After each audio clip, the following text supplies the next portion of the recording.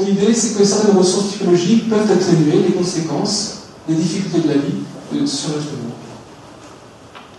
Deuxième idée. Donc là cette chose-là marchait aussi bien pour des personnes qui passent leur âge. Mais nous, notre objectif, je vous rappelle, c'est de voir en quoi certaines ressources peuvent nous aider à expliquer l'effet de l'âge sur le bien-être. Donc ça veut dire que autre élément qu'il faut montrer, c'est que l'âge majorerait l'utilisation de nos ressources, car les événements de vie évoluent avec l'âge. Dit autrement, si on postule qu'avec l'âge, on sollicite encore plus nos ressources, ça veut dire qu'il faut montrer que les événements de vie évoluent avec l'âge, et que cette évolution conduit à une plus grande utilisation des ressources. Donc, ce qu'il faut également que l'on montre, c'est que les événements de vie évoluent avec l'âge, de telle manière que les ressources sont bien plus sollicitées avec l'âge.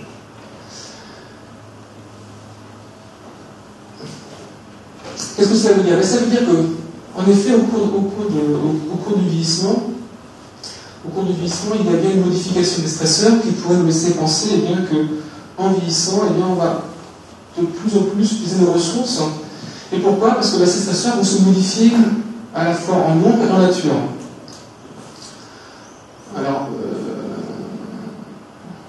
c'est la lumière qui a un petit peu modifié mon clé.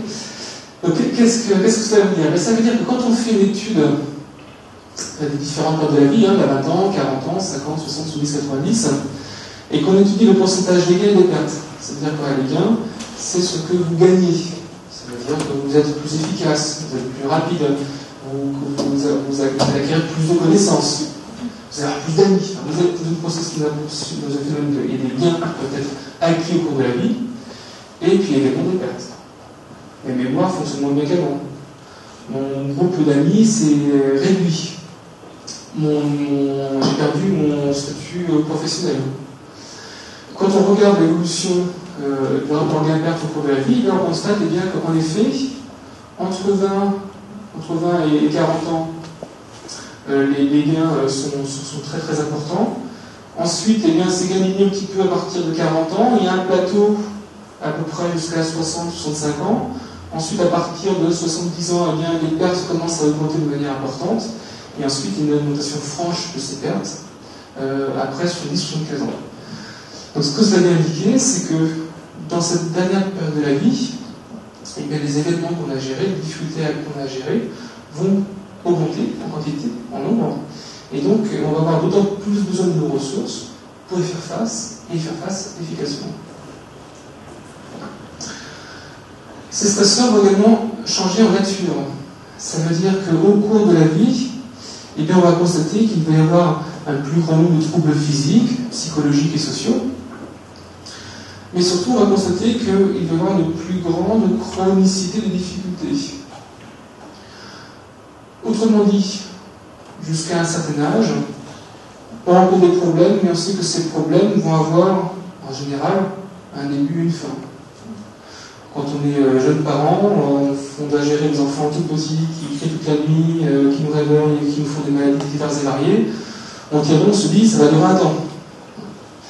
Lorsqu'ils sont à l'école et qu'on est obligé de les changer d'école constamment parce qu'ils sont systématiquement renvoyés, on se dit, allez, encore 10 ans, 15 ans, et ils sont à la majorité, ils se débrouillent, et pour moi, le problème, c'est de régler.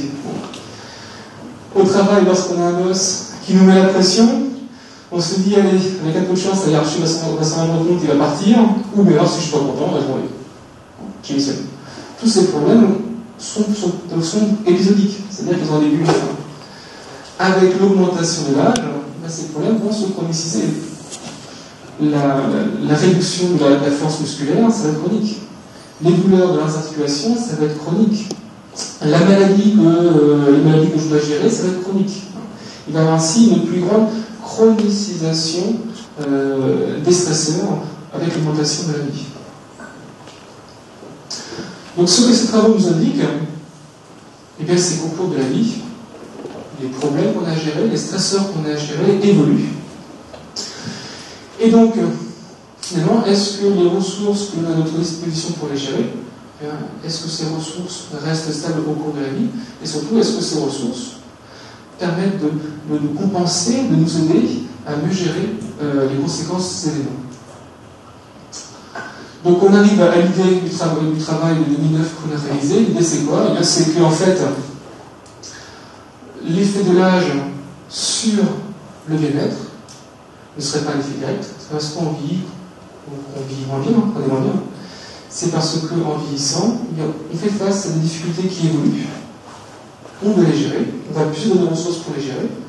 Si on sait utiliser ces ressources, si ces ressources sont présentes, eh bien notre gestion sera plus efficace, notre bien-être sera d'autant mieux préservé. Donc ça c'est l'idée qu'on voulait tester.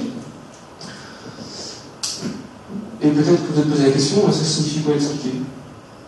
Parce que là je mets les ressources expliqueraient l'effet des changements, mais expliquer ça veut dire quoi? Ça veut dire une chose très simple. Regardez les 3 dominos que je vous ai présentés ici. Si j'appuie sur un domino, qu'est-ce qui va se passer sur le vert? Sur le vert, et bien le vert va tomber sur le rouge, et le rouge va tomber sur le bleu. Dit autrement, le domino rouge va transmettre la force, l'énergie du domino vert sur le bleu. En gros, le domino rouge vient expliquer, je suis plus bleu. Moi j'ai pas touché le bleu, jamais. Je touche au vert. C'est le rouge qui transmet la force du vert vers le bleu. Donc quand je parle d'explication ici, c'est ça le phénomène que je viens de citer. C'est que les ressources, c'est comme ce petit domino rouge, ces ressources viennent expliquer l'effet de l'âge sur le bien-être.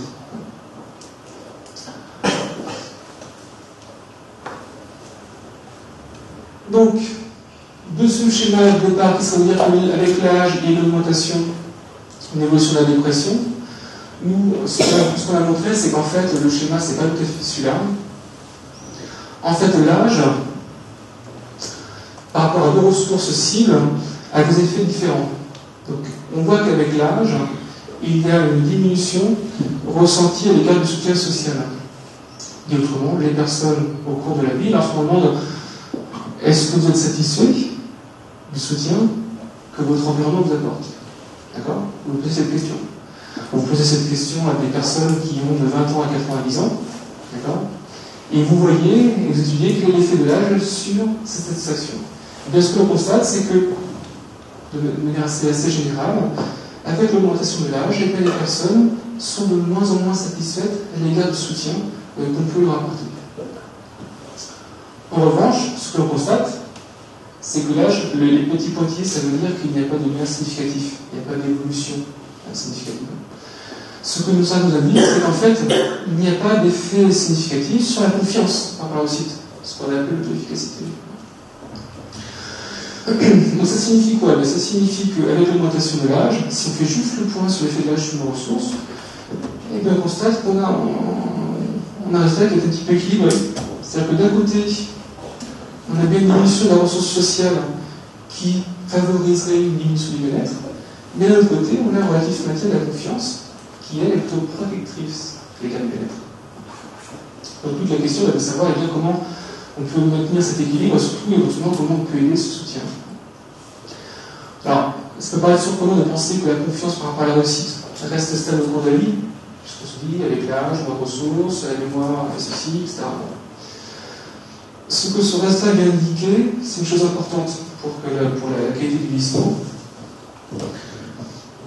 C'est quoi? C'est que derrière cette confiance, il y a la comparaison au père. Bien souvent, pour savoir, pour juger nos compétences, pour juger notre capacité de faire quelque chose, on va se comparer à l'autre. Qui fait comment lui? Comment est-ce qu'il y arrive?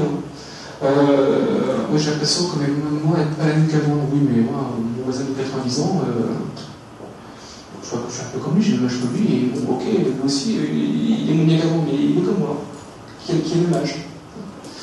Par contre, si vous vous comparez à une personne qui est beaucoup plus jeune, vous allez vous dire, voilà, mais qu'est-ce qu'il est de lui? Je suis vraiment beaucoup moins bon que lui. Ma mémoire, vraiment, elle n'est pas bonne.